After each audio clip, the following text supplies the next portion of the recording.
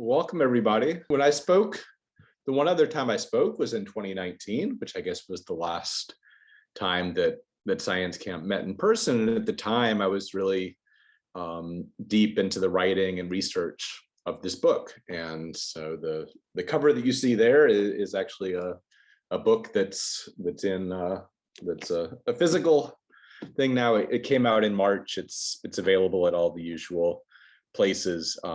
Even got bought as the audio rights. Those who like audiobook.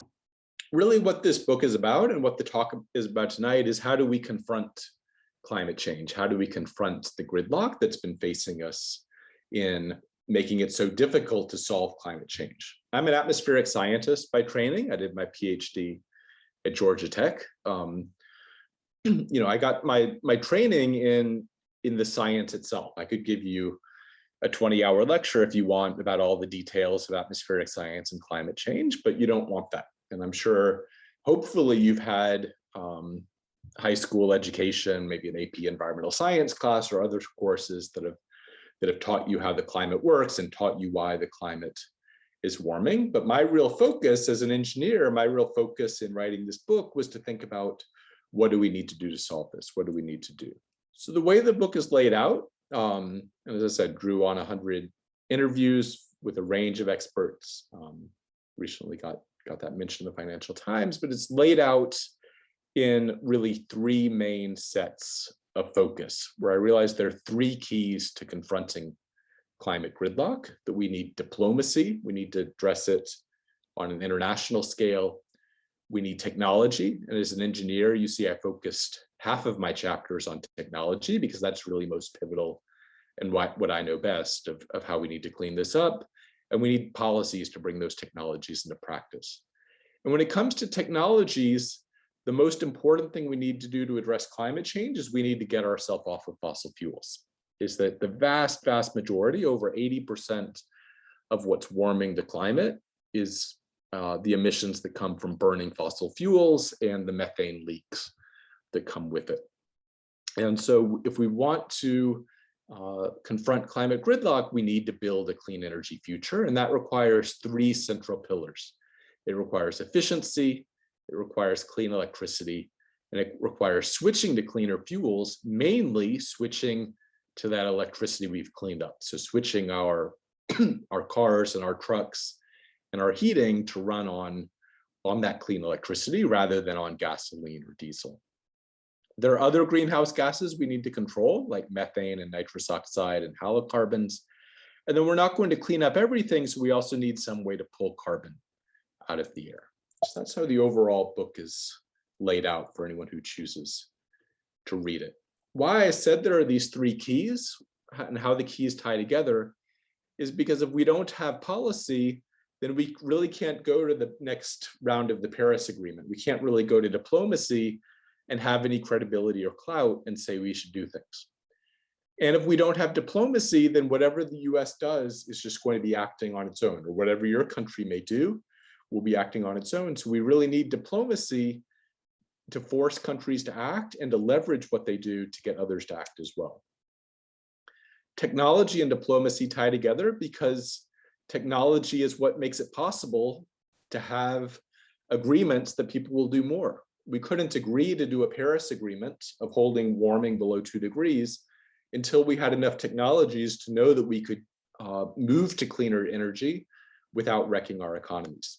And we need diplomacy to help collaborate on developing those new technologies. And then technology and policy tie together because with policy, there's a saying, and I was in state government for a couple of years. After my PhD, I worked for Georgia's environmental agency, making environmental policies for the state. And we had a saying that regulation breeds innovation, with the idea being that if you regulate something, people will do it. And what would happen, the key example that we gave in that is when EPA was trying to regulate how much sulfur came out of coal power plants. And industry was very cautious. Industry said, oh, that's going to wreck the economy. It's going to be so expensive to do. And so EPA said, well, how expensive do you think it'll be? And they took comments, and industry gave an estimate way up here. of how many billions of dollars it would cost. And EPA had their engineers and their analysts look at the technologies, and they said, no, we think the cost is actually going to be down here. And then they issued the policy. They found it would improve air quality, it would reduce acid rain so much that whatever the cost was, it was worth doing. And so where did the cost end up? The cost ended up way below even EPA's estimate. Because once they put the regulation in place, once companies actually had to put in scrubbers, once they actually had to find ways to clean up, they innovate. Once they have to do something, they do. When they have to try to avoid regulation or scare us from cleaning things up, they'll say it's going to be really expensive. But companies are in the business of making money. And so when they have to do something, they find ways to do it cheaper than was ever thought possible. The flip side of that is that when those technologies become cheap, they actually enable policy to become more ambitious. Once those scrubbers got cheaper, EPA then ratcheted tighter its standards. They had a cap and trade system, and they lowered that cap lower and lower because they realized, hey, it wasn't so hard to control that pollution after all. It was cheaper than you thought, and your scrubbers are getting 95% control, not just 80% control. And so because of those technologies, policies were able to get tighter and tighter. What we need is that virtuous cycle of technology and policy feeding on each other, of all these keys feeding on each other, that which has worked for air pollution, which has made air pollution 70% lower than it was when the EPA was founded in 1970, we need these same sorts of virtuous cycles to work for climate change as well. Unfortunately, they're not working. So far, we're on this path where we've already warmed by 1.2 degrees Celsius, which is more than 2 degrees Fahrenheit, above pre-industrial levels. And here I plotted it so that pre-industrial is the closest when we had enough thermometers measuring things on buoys and on land. So that late 1800s baseline, we've warmed up by 1.2 degrees since then. If we stay on this path, that 1.5 degree target that you hear so much about in the Paris Agreement and Greta Thunberg and others saying that goal, we have to stay below 1.5. Unfortunately, that's going to be in the rearview mirror by the time that many of you are starting your careers. By the 2030s, we're going to be likely already hitting 1.5.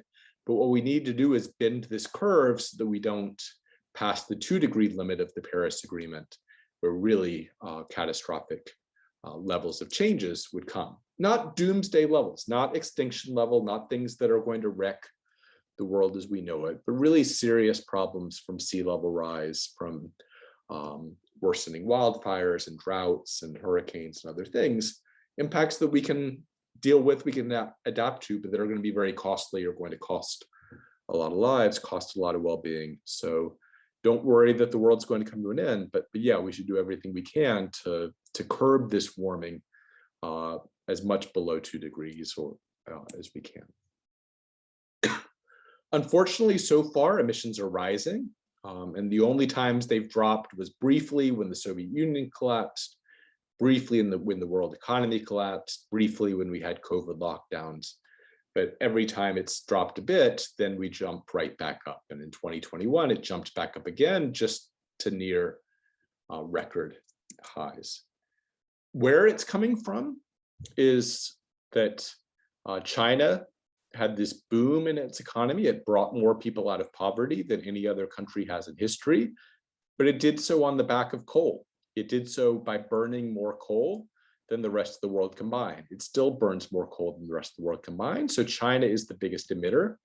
It, of course, has several times as many people as the United States, so it's not the biggest per person, but it is definitely the biggest polluter. Almost a third of all emissions in the world come from China alone. The US is number 2. We're about 1/7 of the world's emissions. Then there's the European Union, those 27 countries combined, or this blue curve. And then India has over 1 billion people, has as many people as China, but its economy has been slower to grow. So its energy use and emissions are much lower. The black curve shows all the other countries in the world combined. And I focus on the US because we write what we know best, we write what we studied the most. So a lot of my book focuses on what it would take to clean up the United States, but in ways that would help all these other countries clean up as well. Of course, the US on a per person basis is more than just about anywhere else. The US, we emit 14.2 metric tons of carbon dioxide per person. So each of us may weigh on average, probably less than 1/10 of a ton.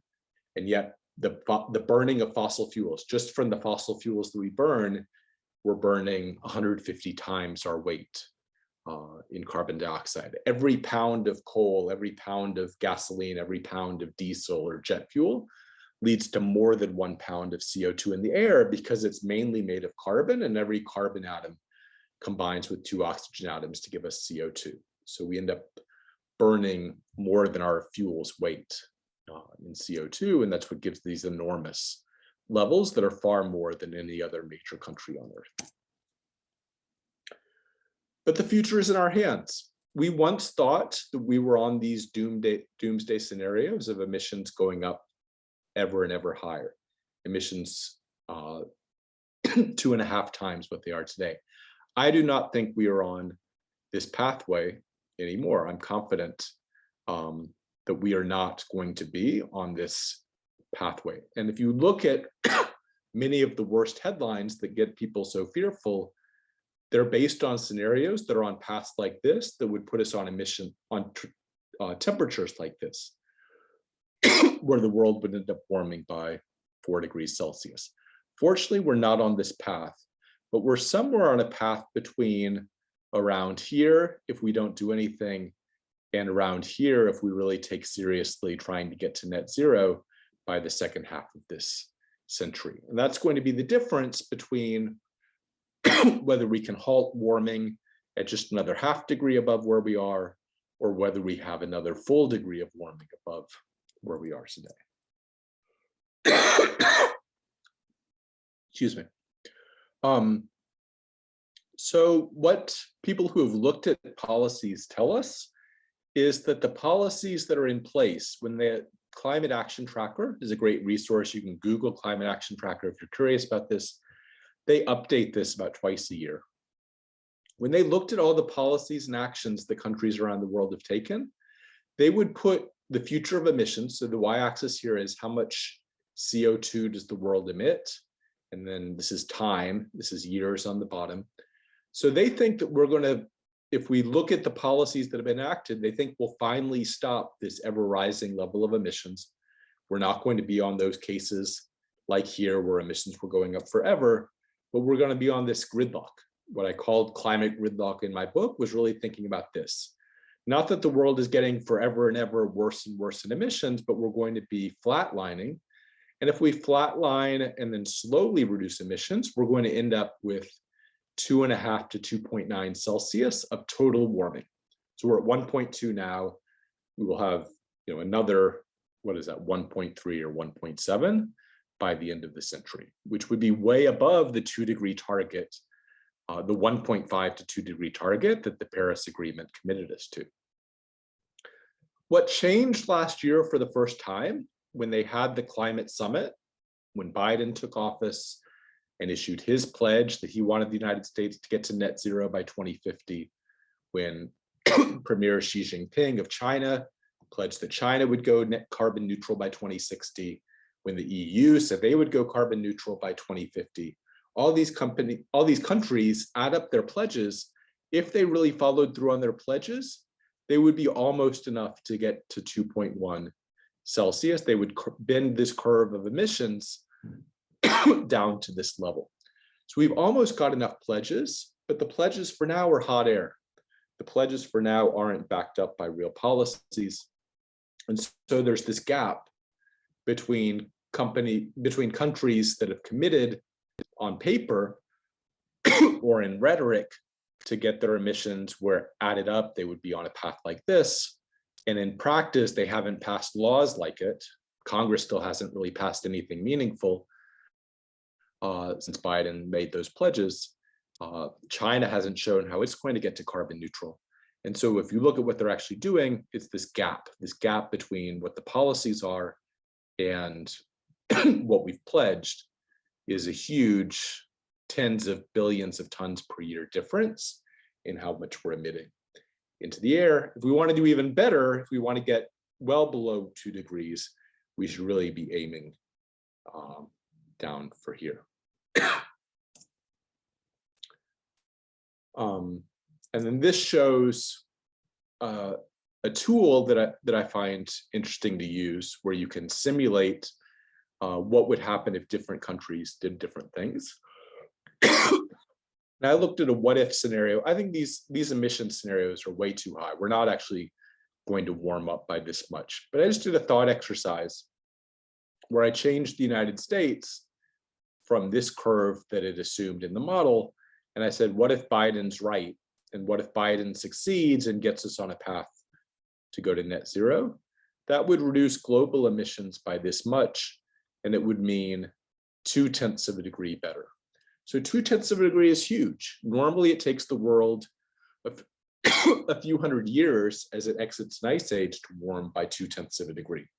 So for the US to control 0.2 of a degree is a lot, but it also tells us that whatever we do to clean up the United States, whatever you do to help clean up the country that you're from, we need to find ways to help other countries clean up as well, so that we can help bend the world on a cleaner path, and some reasons why the US is pivotal. So I want to stop here because this is setting the stage of the emissions we need to control, of the pathways we're on. And so I want to give time for some questions before I jump into the technologies that we need. Thanks, Rachel, for sharing the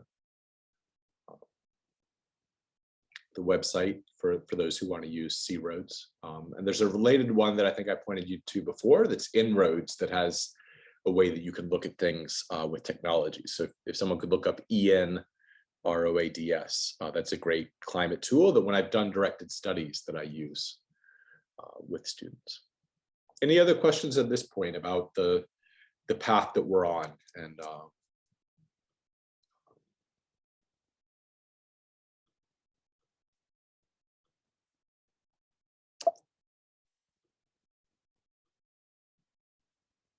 these various scenarios of where we're on. Any questions on that before I jump to technologies?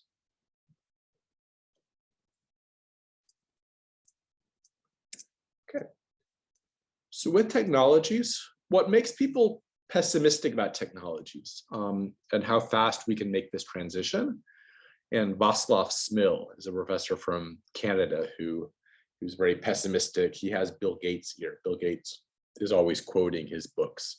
And he says, look, energy is what runs the world, and it takes a century to really change what we do. Is that we started in a renewables era. We started using renewables. We started our economy from the time of the Revolutionary War all the way through to the Civil War was a wood era. Almost all the country was powered by wood and water. Then once we realized coal was much more compact, the vast majority of the country's energy came from coal. Then we realized it's easier to move energy as a liquid or a gas than it is to stick it onto trains or barges or solid fuels. And so oil in brown and natural gas in blue took over. And only recently has renewables been creeping up. Nuclear is important, but it's kind of flatlined. We've stopped building new nuclear in this country. Hydropower is important, but we've stopped building new dams. And so we seem stuck. We seem stuck in this oil and gas era. It doesn't seem like we'll be able to get onto these rapid reduction curves that we need to be on. And in fact, if you look at the latest forecasts that the Department of Energy issued this year, they think that we're just going to keep using more gas, keep using the same amount of oil, keep using at least some coal. And even though renewables, this green curve, you can get excited and say, oh, okay, renewables are growing. Renewables are growing. The right shows use, the left shows production, but it's not growing fast enough to get us off of these fuels that emit so much energy. So that's the pessimistic story. The reason why I'm more optimistic is that we can do very rapid changes. If we don't look at just coal overall or oil overall, but if we look at things that use energy, if we look at microwaves or dishwashers or air conditioners or TVs, we find that adoption curves are really, really fast. So what these curves show is at the bottom is when no one was using it, when it didn't exist. And the top shows if 100% of US homes used it. And when there's been a technology that people have been really liked, like color TVs, it took 5 or so years for the first few percent to use them, but once they caught on, they went up like wildfire. They went up on these S curves of rapid adoption. Once microwaves were introduced, almost everyone had one. Once internet was introduced, most people had them. Once cell phones were introduced, we jumped to those. And so the hope is that this sort of curve that we had with cell phones, with going to a better technology, just like Africa and many parts of the developing world have leapt over these traditional telephones, the landlines, and gone straight to cell phones. Hopefully much of the world that doesn't have enough access to electricity yet, that doesn't have enough use of vehicles and energy yet, can leap straight to solar and wind and geothermal and nuclear and other clean technologies, and that those can be taken up quickly. They need to be better than what's before. We took up color TVs so quickly because they were better than black and white.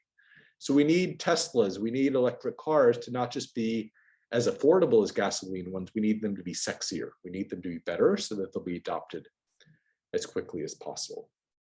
Another reason why I'm optimistic is because forecasters have gotten things wrong again and again. It used to be that US coal use was going up and up and up.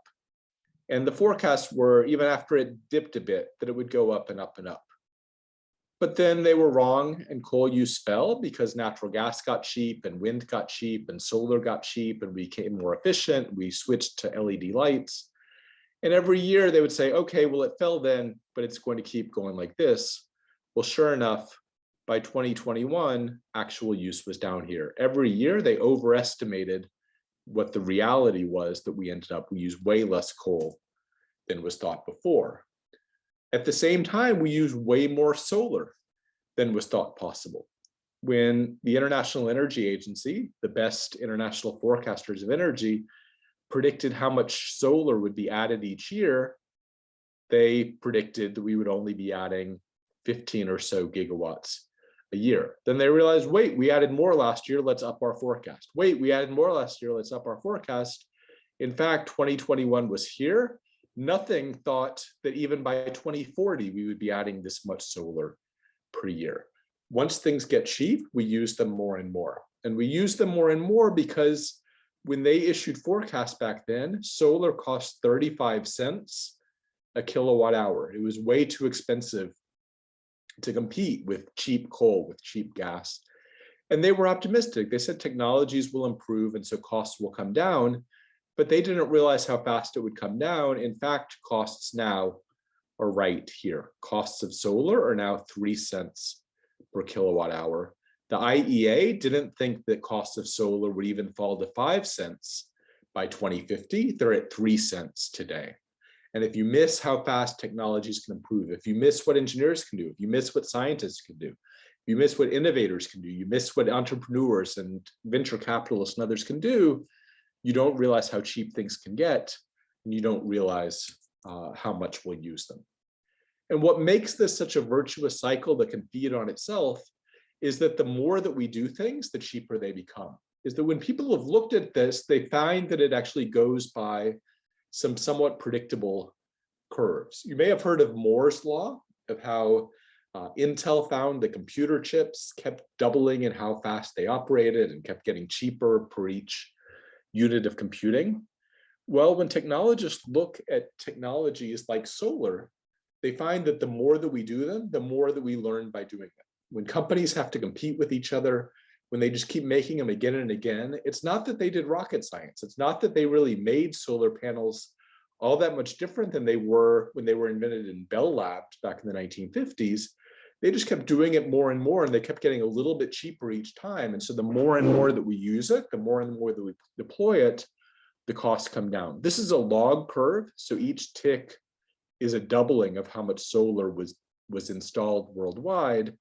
And each tick coming down was the cost falling in half.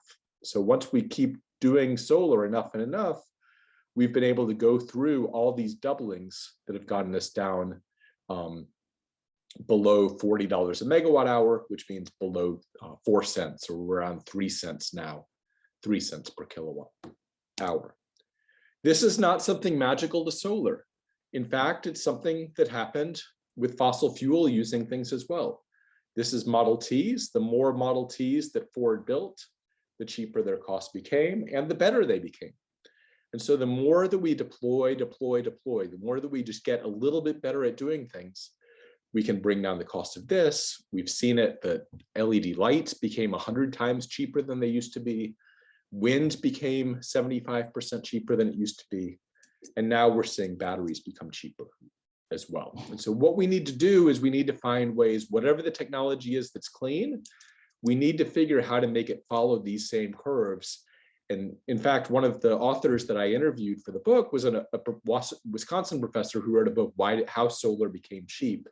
And that lesson of how solar became cheap is what we need to emulate through all the other clean energy technologies of our economy. So I'll take a pause now. I see one connection came in. What concerns with the dangers of nuclear energy? I'll talk about nuclear in a little bit. So how we get there is the key paths to getting there were laid out in this strategy, is that we need, if we started with this was what was expected to be our emissions level in the United States in 2050, then we need to bring down emissions a lot by becoming more efficient, with more efficient transportation and buildings and industry. We need clean electricity. That was my second pillar of clean energy, as I talk about in my book.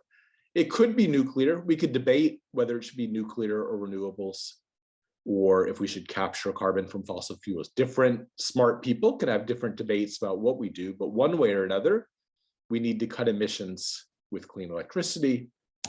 Then we need to use that clean electricity to electrify things. And what we can't use for electricity, like planes and ships, need to have clean fuels. And then we need to pull some carbon out of the air with land. We need to pull some carbon out of the air with technologies. We need to clean up things like methane.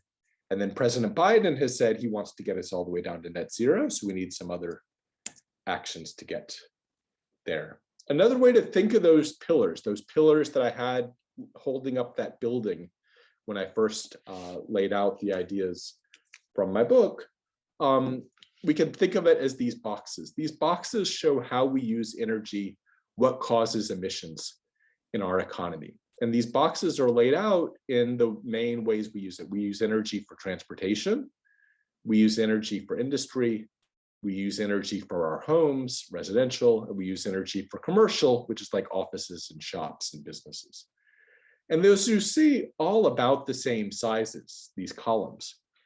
But everything above the black frontier doesn't use electricity. We don't really use electricity for our cars and trucks yet. This is a few years out of date, so there weren't Teslas at this point.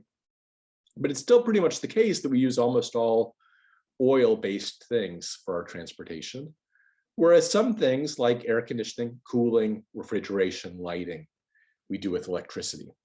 So if we want to clean these up, we have those same arrows that I showed here apply here. Efficiency shrinks all these boxes. It simplifies the problem by making everything use less. Clean electricity means that everything down here, everything here is clean. It's already using electricity for our refrigerators and our lights and our air conditioners. All those will become clean if we can make electricity clean. Electrification is moving up this curve. Can we use that clean electricity to power cars? Can we use it to make chemicals? Can we use clean electricity to run our heaters? Can we have heat pumps that fill in this? So all these are ways that we can clean things up. And if we can't electrify, then we need other clean fuels to do the job. Efficiency is the cheapest option. There are lots of ways that we can do with efficiency.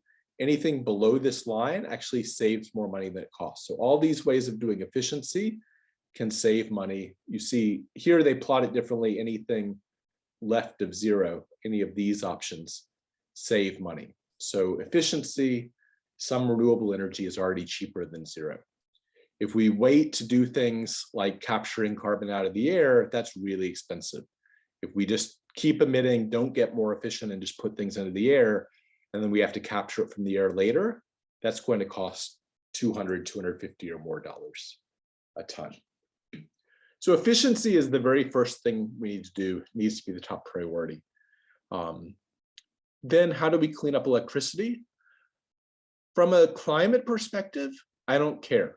Any of these things within this box are clean for climate, whether it's photovoltaics, which is solar, whether it's concentrated solar, like mirrors that reflect heat, whether it's geothermal or hydropower or ocean tides or ocean currents or wind turbines or nuclear. All these things, if you look, they're just a little bit above zero in their emissions because you still have to make the panels, you still have to make the wind turbines, you still have to mine for uranium and make the nuclear power plant. But because we're not burning fossil fuels when we use them, all of them, when you add them up over the lifetime of those equipment, have nearly zero emissions. They have minuscule emissions compared to the fossil fuels, compared to coal, to oil, to natural gas. And going from coal to natural gas might help a bit, but it's nowhere near the factor of 10 lower that we can get by switching to any of these clean fuels. We could capture carbon from fossil fuels, but even when we do, it takes even more fossil fuels to run the carbon capture. And we still end up having more emissions than if we just switch to much cleaner fuels. So for climate, I don't care. There was a question about nuclear safety. That's something we could talk about. There's a question about how much land do these things use? How much water do they use? Do they compete with agriculture? Are they ugly? Do they kill birds? All these things we can talk about. But just in terms of what do they do to the climate, just from that perspective alone, they're all clean. But from our pocketbooks, from our wallets, if we want electricity to be affordable, if we want people to be able to have electricity throughout the world, we need it to be cheap.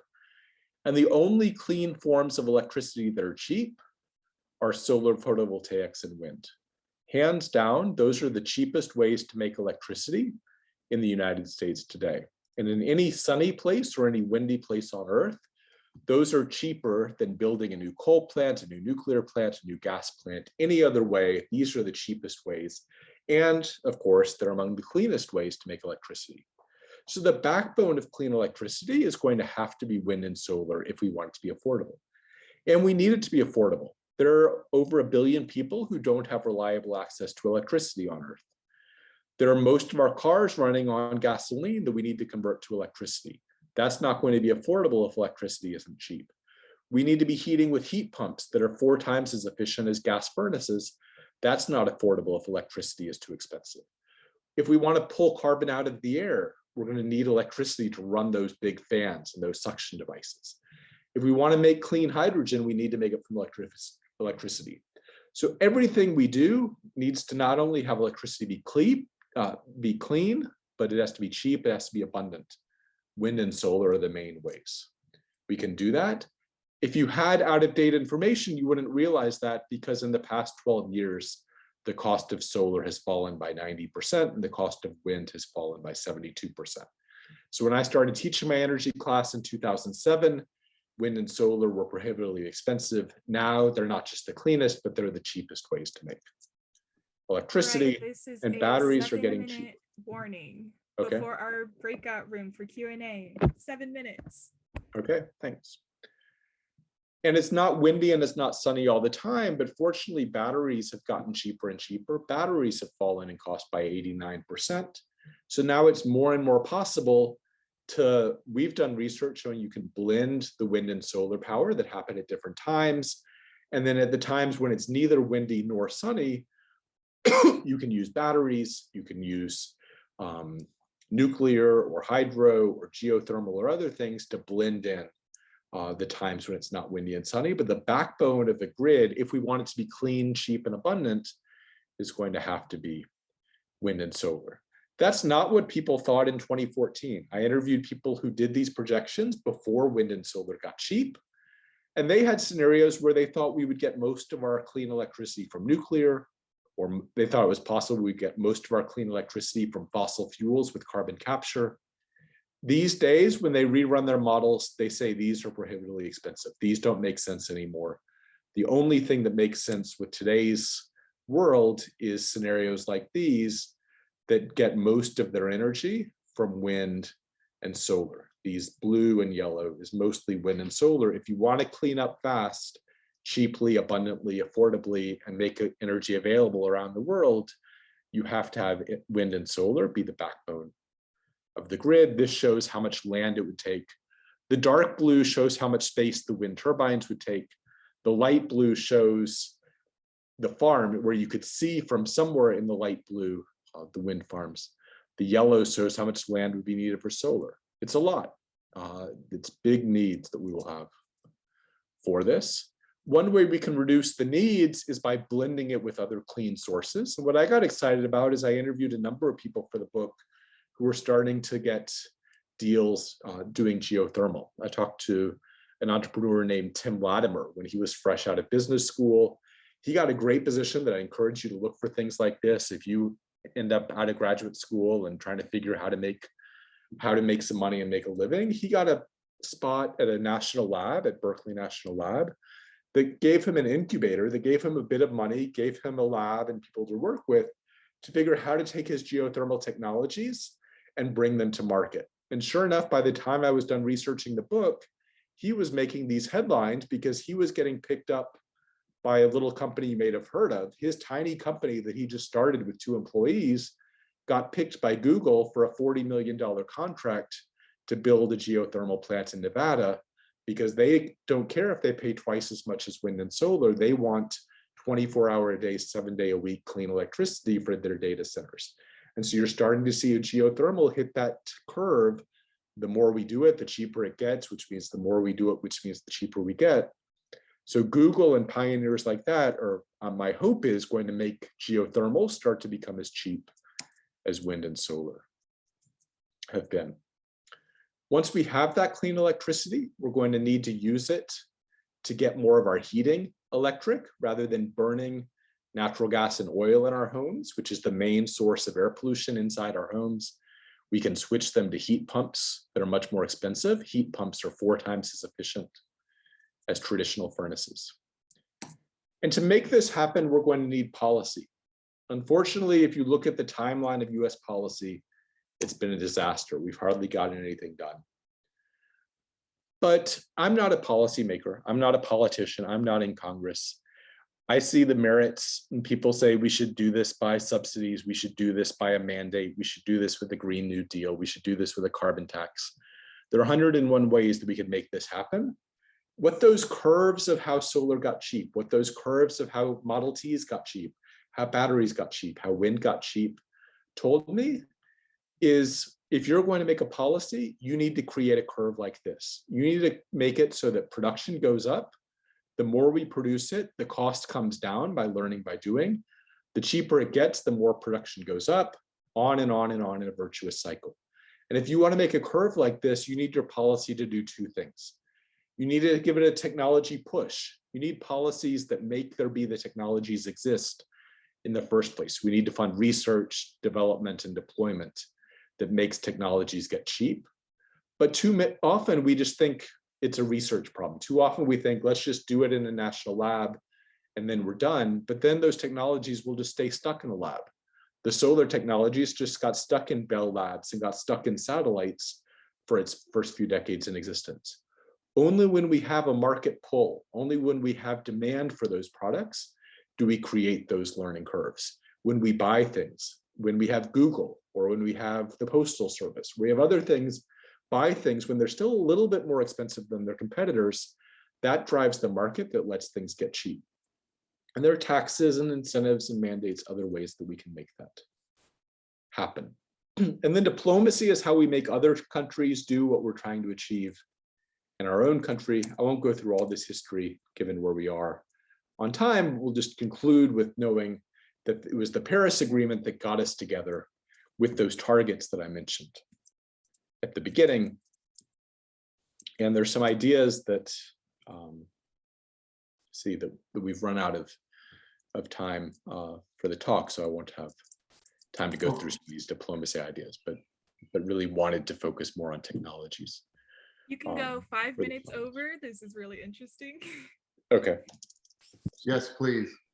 Please. Okay. So the pivot. So we know that past was history lessons, things that you could look up yourself. What I cover in my diplomacy chapter of the book that I haven't seen anyone else do in their books on international diplomacy or what we need to do for international solutions to climate change is there's the top floor of the library on Rice campus is just the prettiest place to work. You have to turn off your cell phones, card key access only. It's totally clear, pin drop silence. And I went and found this old book that was deep in the stacks of the library. And it's a book that didn't make a single mention of climate change, but it was the most influential book to me in thinking about how we need to address climate change internationally. And what it was based on is this professor, a psychology professor, Robert Axelrod, back in the 1970s, issued a competition called, where he had people do the prisoner's dilemma. Many of you may have heard of the prisoner's dilemma. We have two prisoners who've been captured. They collaborated on a crime. Let's say they robbed a bank together. They're in separate jail cells and they have to decide, do I rat out my co-conspirator and say that he did it? And then I can get a light sentence by making it all the blame go to him. Or do I cooperate? How do I get cooperation where I stay silent with him and we're able to get off and avoid our crime? If I don't know what that other person has done, I'm better off tattletaling on him. But if we could work together, which we can't, there would be ways to cooperate. So this Professor Axelrod asked some smart people. He asked actual game theorists and mathematicians and economists and people who had studied the prisoner's dilemma to send him computer code of how they would solve it and how they would try to get the highest score that they could. And he had the computer codes compete with each other.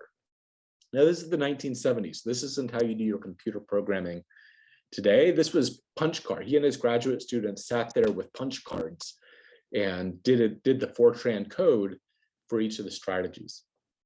And the strategy that won was by a Professor Rappaport, who sent in a 2-line strategy that the strategy was just tit for tat.